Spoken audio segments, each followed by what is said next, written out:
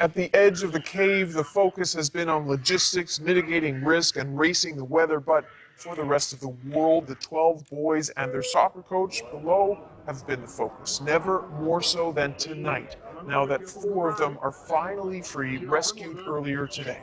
And this is a live look at the hospital where they are now being treated, with preparations already in hand for the others. That is if everything goes according to plan.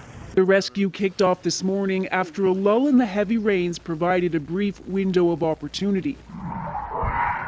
The boys, all wearing full face masks, were guided through the flooded underground labyrinth, a treacherous 4-kilometre journey that took hours. But in the end, the rescuers exceeded their own expectations, bringing the 4 boys out in less time than practice runs had suggested it would take. The rescue commander praised the boys, the divers, and all those who have offered support. But he also sounded a note of caution. Restocking the cave with fresh oxygen tanks will take 10 hours at least. And with more heavy monsoon rains coming, there are no guarantees of success in what he calls the war against time and water. Even so, today was a victory. The boys were flown to the nearby city of Chiang Rai and then rushed by ambulance to hospital where an entire floor has been reserved for them.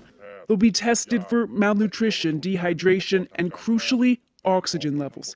Officials have said levels in the cave have plummeted dangerously, possibly as low as just 15%. As for the families, joy and relief for relatives of the 4 boys now safely above ground, even though it will be several days before they can go home. For the families of those still trapped, the excruciating anxiety goes on.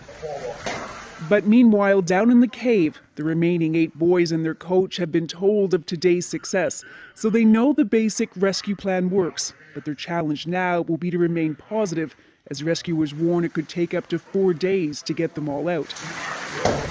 And those who remain are stuck here. They have a grueling journey ahead of them, at least 4 hours. It starts by plunging into an underground passageway. Immediately, the current will tug at them. That water is the color of coffee with cream, and lamplight barely pierces it.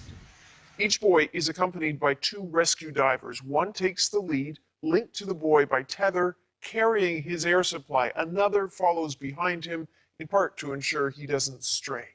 The passage isn't a straight line. There are blind alleys and dead ends.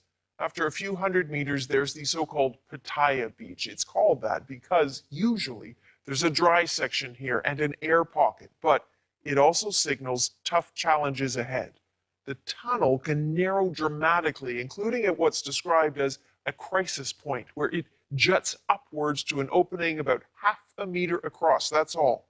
The group will have to shimmy through, pushing their air tanks ahead of them. Eventually, the cave comes to a T-junction. The team will take a right. It's not that far now to Chamber 3, the location of the rescue operations forward base. But it's far from safe.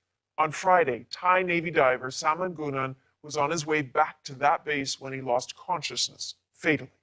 About 200 meters later, at Chamber 3 and beyond, conditions get easier, and with luck, those boys and their coach will then how to use the full face mask that they've been talking about using, if that's the case, how to clear that mask if they get water in it, how to avoid panic, keep their heads on straight, so to speak, and to deal with any uncertain situations that they don't expect. One last question, very briefly. As well as traveling underwater in an overhead environment, they're going to be fighting current, lack of visibility, dehydration, and hypothermia all at the same time. When we hear that in the last few days that they've been teaching the boys about diving, what does that mean exactly? What have they been showing them? Yeah, well, the rescuers in this case are going to try to keep the workload on the boys to a minimum. So they're not going to be teaching them everything that a cave diver would need to know